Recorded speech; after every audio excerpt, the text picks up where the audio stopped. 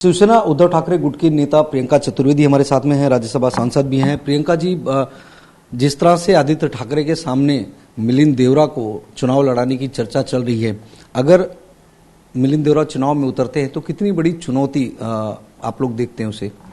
देखिए, मुझे कुछ इसके बारे में पता नहीं है, सब सूत्रों के माध्यम से चल रहा है। पर जैसे कल भी मैंने कहा था, दूसरा उम्मीदवार कौन खड़ा हो रहा है वो हमारे लिए इम्पोर्टेंट नहीं है। हमारे उम्मीदवार ने जो काम किया है और आदित्य जी ने जो मंत्री होकर भी उन्होंने वर्ली का साथ दिया है, कोविड के समय पर रात दिन वहां पे उन्होंने काम किया है, उस वजह से उनकी भारी बहुमत से जीत होगी। और मैं कल भी कह रही थी, 2019 में जो वो 70,000 के मार्जिन से जीते हैं, उस मार्जिन को का भी आंकड़ा वो पार करने वाले हैं। उम्मीदवारी किसी की भी जाहिर करें, पर इससे स्पष्ट है कि अभी तक सूत्रों के हवाले से खबरें आ रही हैं और सूत्र बताए जा रहे हैं। महायुति ने अब तक किसी को डिक्लेयर नहीं किया, महाझूठी गठबंधन ने, क्योंकि कहीं ना कहीं जैसे आज संजय राउत जी ने कहा, अमित शाह जी कहीं खुदा करना लड़ रहे हो। लेकिन अगर आदित्य के सामने उतरते हैं मिलिंद देवरा, तो चूंकि मिलिंद देवरा का भी एक पारिवारिक पॉलिटिकल बैकग्राउंड रहा है, तो एक टफ फाइट होने के चांसेस है। युवा नेता है, पारिवारिक पॉलिटिकल बैकग्राउंड है। आदित्य ठाकरे जी भारी बहुमत से जीतने वाले हैं। एक और मुंबई महाराष्ट्र की राजनीति से जुड़े हुए परिवार की एक बेटी जो है राजनीति में एंट्री हुई है, सना खान, नवाब मलिक की बेटी हैं, उनकी राजनीति में एंट्री किस तरह से देखती है? नवाब मलिक को तो टिकट नहीं दिया गया, सस्पेंस भी बना हुआ है नवाब मलिक पर। देखिए, जिस तरीके से बीजेपी विरोध कर रही है, चाहे उनकी एंट्री हो या उनका एग्जिट हो नवाब मलिक जी का, उसी से स्पष्ट हो जाता है कि पूरी महाझूठी गठबंधन किस उम्मीद पे टिकी है। वो सिर्फ सत्ता के प्रेम की जो झूठी गठबंधन है वो उस पर जुड़ा हुआ है, वरना आपस में ही जो भिड़ंत हो रही है। एक नेता कह देता है मिंडे सेना का कि हम जब कैबिनेट मीटिंग अटेंड करते हैं हमें अजीत पवार के गुट के लोगों को देखकर उल्टी जैसी आती है। फिर बीजेपी कह देती है हमें नवाब मलिक या सना खान नहीं चाहिए। तो जो आपस में ही जो तालमेल नहीं है वो जनता के सामने दिख रहा है ना, और ये भी आज बहुत स्पष्ट होता जा रहा है। जहां जहां बीजेपी अपने उम्मीदवार रख रही है, वहां पे इंडिपेंडेंट कैंडिडेट्स के माध्यम से मिंडे सेना का भी और अजीत पवार गुट के भी खड़े हो रहे हैं। तो आपस में ही तालमेल नहीं है, आपस की लड़ाई में ये लोग निपट लेंगे। पर बीजेपी नवाब मलिक का विरोध करती रही, क्या शायद इस वजह से सना खान को टिकट दिया गया है? या आपको क्या लगता है कि सना खान राजनीति में जिस तरह से उनकी अपने पिता की सीट पर उतर रही हैं, एक मजबूत दावेदार हो सकती है? नहीं, मैं इस पे कोई टिप्पणी नहीं करना चाहूंगी ना। वो किस वजह से राजनीति में उतर रही है उससे स्पष्ट हो गया है ना। जब भारतीय जनता पार्टी उनके पिता का विरोध कर रही है तो किस वजह से उनको उतरना पड़ रहा है, इसमें मैं क्या जवाब दूं? इसका जवाब हम क्यों दें? इसका जवाब महाझूठी के जो तीनों अलायंस पार्टनर्स हैं वो दें। जिशान सिद्दीकी ने आज एनसीपी ज्वाइन की। कांग्रेस के नेता थे, आपके पुराने सहयोगी भी रहे हैं। जिशान सिद्दीकी ने एक ट्वीट भी किया था कि पुराने दोस्त जो है वो रिश्तों का भी ख्याल नहीं रखते।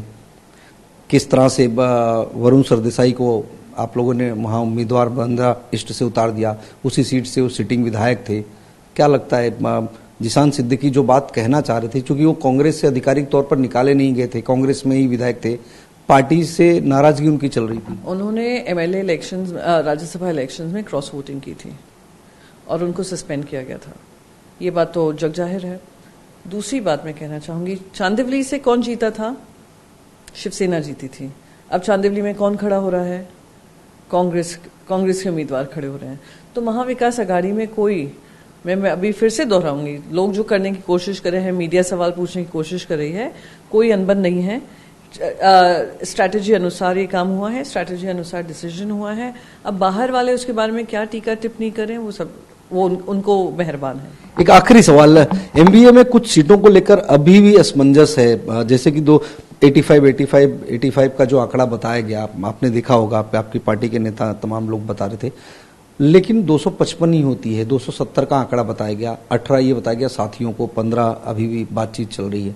रोज एमबीए की मीटिंग होने की बात कही जा रही है, ना मीटिंग कल हुई, ना आज अभी कोई संभावना है, क्योंकि कांग्रेस के तमाम बड़े नेता दिल्ली में हैं।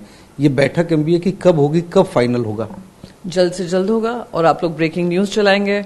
और मैं फिर से दोहराऊंगी कि हमने जो कहा था 255 सीट पे 85 सीट जो हैं वो लड़ रहे हैं। बाकी जो है हम 270 तक ब्रॉडली अग्रीमेंट हो चुका है, जिसका डिक्लेरेशन हम कुछ दिनों में करेंगे। और फिर बाकी जो सीट्स हैं, 18 सीट हैं, हम अलायंस से पूछकर कि किसको कितने सीट हम दे सकते हैं वो हम करेंगे। तो उसमें मुझे नहीं लगता कि इसमें क्या मिसकम्युनिकेशन है जो इस पर बार बार खबरें बनाई जा रही है। आपसे मैं पूछना चाहूंगी क्या आपको पता है कि अमित शाह जी ने भारतीय जनता पार्टी को कितनी सीट्स लड़ने की अनुमति दी है? दिल्ली से आ रहे हैं, इनको फरमान आ रहे हैं। क्या आपको पता है मिंडे गट को कितनी सीट लड़ने की उन्होंने परमिशन दी है? परमिशन, बातचीत नहीं, परमिशन अमित शाह ने दी है। क्या हमें पता है कि आज अजीत पवार जी कितनी सीट पे लड़ने वाले हैं और कितनी परमिशन अमित शाह ने दी है? कि महाराष्ट्र में कभी नहीं हुआ कि दिल्ली निर्णय ले कि कौन कितनी सीट पे लड़ रहा है और कौन कितनी सीट पे करेगा। आज पहली बार हो रहा है कि महाझूठी गठबंधन वहां पे साष्टांग दंडवत पे लगे हुए हैं दिल्ली में, इसी उम्मीद में कि शायद अमित शाह जी थोड़ी मेहरबानी, थोड़ी सीट्स उनके हवाले कर दें। नहीं, एक चीज तो और भी देखने मिली कि किस तरह से बीजेपी के पूर्व सांसद या फिर कुछ नेता जो है अजित पवार गुट में गए और बीजेपी के नेता थे और वो एनसीपी ज्वाइन कर रहे हैं, उन्हें टिकट मिल रहा है। इस तरह की भी एक पॉलिसी अपनाई गई है। देखिए, इंटरनली वो लोग जो कर रहे हैं आपस में एक दूसरे को फिट कर रहे हैं, पर सच्चाई ये है सबसे ज्यादा अगर आउटगोइंग एमएलएज होंगे या नेता होंगे वो महाझूठी गठबंधन से हटकर महाविकास अघाड़ी की तरफ बढ़ रहे हैं। चाहे वो शिवसेना यूबीटी में आए, चाहे वो एनसीपी शरद पवार जी के साथ जुड़े, पर सबसे ज्यादा आउटगोइंग उधर ही हो रही है, हर प्रकार से, हर रूप से।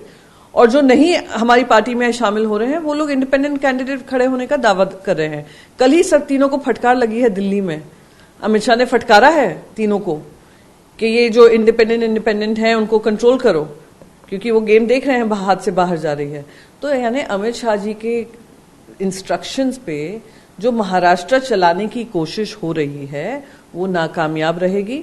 ये लोग आपस में कितनी भी सेटिंग कर लें, पर उल्टी इनको फिर भी एक दूसरे को देखकर आएगी और जो जीत है वो हमारी होगी, महाविकास अघाड़ी की होगी, क्योंकि जनता का प्रेम और विश्वास हमारे साथ है और उन्होंने हमें लोकसभा में भारी संख्या से हमें समर्थन दिया है। अब जैसे मैं बार बार कहती हूँ, ट्रेलर उन्होंने दिया था, अब ब्लॉकबस्टर पिक्चर महाराष्ट्र की जनता महाविकास अघाड़ी को ही करेगी।